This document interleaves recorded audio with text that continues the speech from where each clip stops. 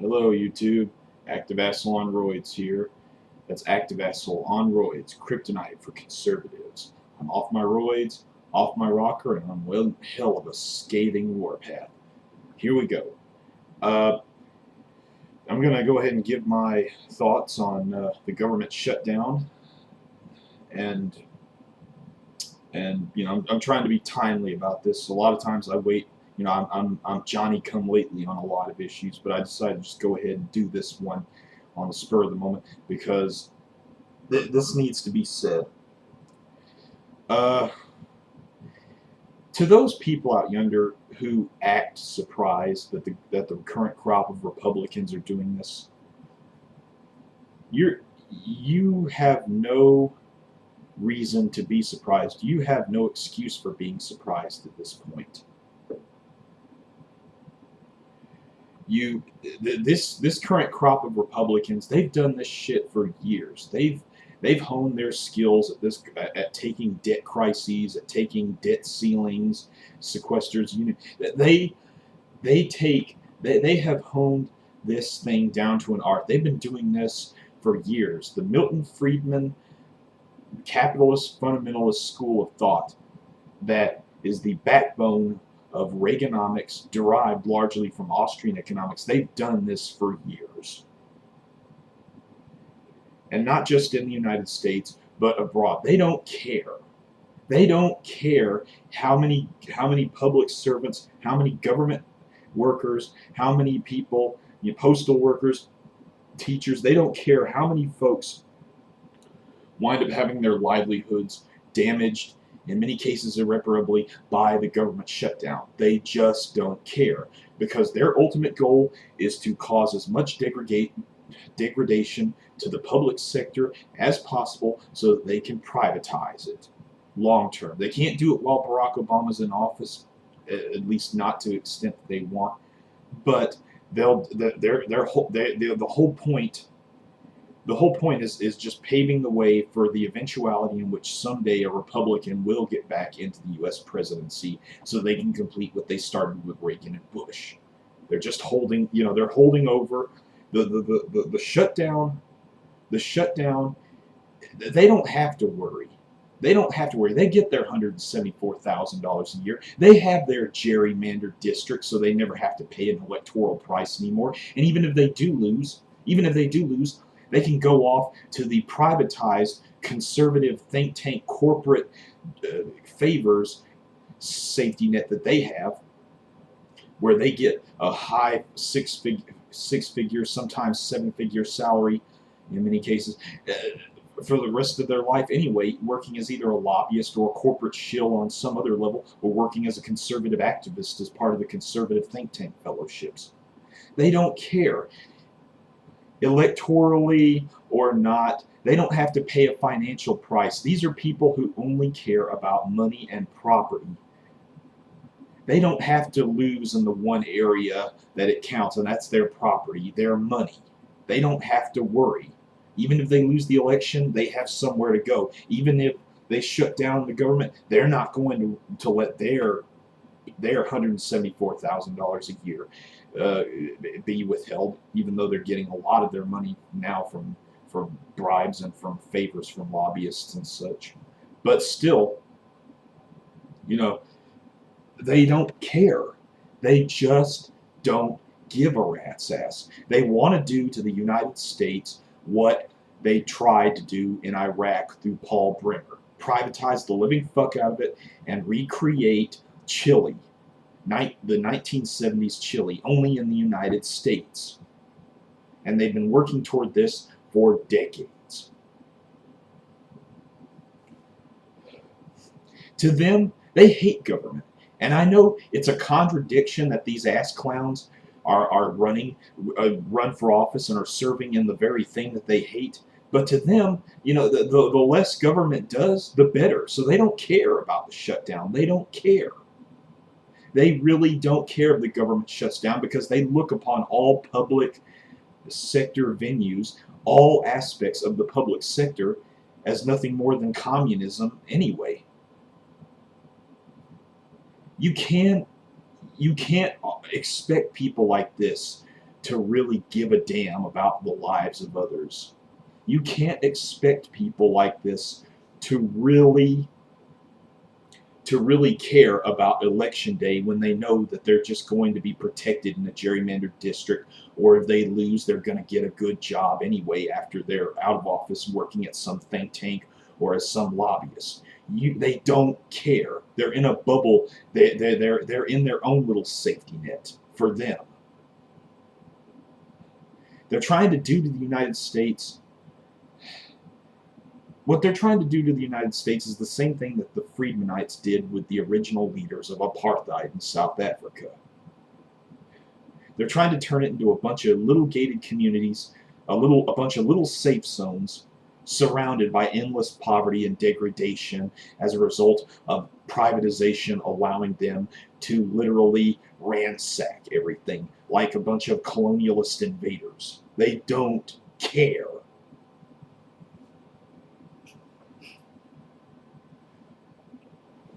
These are the same people who every year worship, who every year at the Heritage Foundation devote a day to worshiping not Francisco Franco, but Augusto Pinochet for his work in Chile. They want the very man who developed the Ownership Society, which was later touted by George W. Bush, which many people falsely credited for developing the term. They want to do this to the United States. This is part of their plan.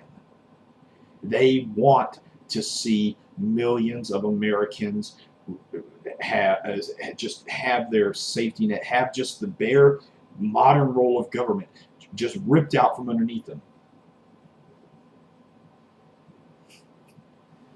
And to those people out there who believe that somehow Republicans were at one point any better, you need to realize this. You need to realize something. The Republican Party were planning to do this for 70 years. Back in the 1950s, they couldn't do it in the U.S., but they started doing it in other countries. When they got rid of Mossedegh, Prime Minister Mossedegh, through the CIA, through a kangaroo court in Iran during the Eisenhower years, they killed the man. He was elected by the Iranian people. They killed the man just so BP could keep its profits, because they were afraid that Mossadegh was going to nationalize the oil fields. And there were a lot of wealthy landowners that did not like Mossadegh living in Iran. Okay? And let's not forget Guatemala. Guatemala, remember when we installed that dictatorship back in the 1950s on behalf of United Food Corporation? Yeah. And General Suharto in Indonesia killed over 1 million people with explicit support from the United States and from corporations based in the United States so that they could ransack the country's economy. They have been doing this forever. Everything that the Chicago School has been doing for the past 70 years has been in preparation for this moment, has been in preparation for this day when they could bring home the ideology that they field tested throughout the world, all the while using the field testing as a means of creating cheap labor traps around the world so they could have cheap labor pools to send what were formerly our high-paying, low-skill manufacturing jobs overseas through outsourcing and through downsizing, and through offshoring of financial assets, to destroy our country's tax base so that we can't support the very social programs that would allow us to do the very thing that Scandinavia, Western Europe, Australia, and New Zealand and Canada have done for decades. This has been all part of the plan. This is part of the master plan of the Republican Party. They didn't really kick things into high gear until about 1971 with the Powell Memo. And I would, I would enlighten you on what the Powell Memo is, but again, that's a whole nother basket of apples and oranges, and you could look that up you could Google that. Anyone who's read most of the books out there by many of the civil activist authors between the spring of 2005 all the way up to the present know what the Powell Memo originally was. Milton Friedman's economic policy has been brought home to roost, and they will not stop. They will never stop until your public inheritance, your public cultural inheritance, your just the domestic necessities that we hold dear are gone. They want to raid the public coffers and transfer all the wealth into only a few private hands. This has been their agenda for over 80 fucking years. They knew that the only way that they could finally reach this point where they could destroy the New Deal potentially, the only way they could reach this point is if they found some way outside of America to undermine it before they brought their politics back home after they field tested them in places like Chile, Bolivia, and Argentina. That's why they destroyed those economies. It wasn't just about finding a place for cheap labor and such. It was also about getting rid of the tax base here at home. It was about getting rid of the very culture that supported the New Deal over the long term. It was social engineering on a grand scale. The American right, they're think tank denizens. They think decades ahead. And we need to start thinking decades ahead. And we need to stop unilaterally disarming in the face of men who do not give a shit.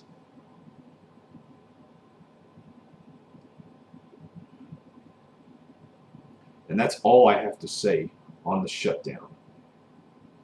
This has been coming to a head for years. They did it during the Clinton years. They played the whole sequester game, the whole fiscal cliff game with Obama once, and now they're doing it again. Not that Obama's any better, because the guy pretty much is pushing, they're basically playing Friedmanite politics from both ends here. The Affordable Care Act, developed in the Heritage Foundation, a Friedmanite think tank, which was the Republican answer to the Clinton healthcare proposals back in the 90s, versus another even harsher Milton Friedman-esque, an even harsher Friedmanite agenda from the Republican end. Okay, and that's a wrap. Take care, everybody.